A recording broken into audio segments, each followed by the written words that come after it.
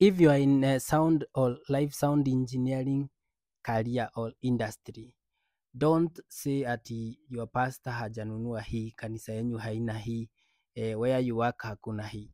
Invest in yourself. Investing in yourself and improving your career, it is your own responsibility. Not even watching some videos online, but make sure you buy or you spend on some gadgets that will make you grow and grow.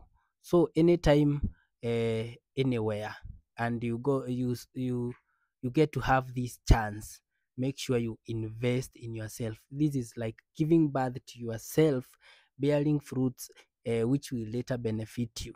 Okay, so enda nunua vitu, nunua systems, make sure you practice, and you practice live sound engineering. Note this: experience is experience, and experience is the best teacher.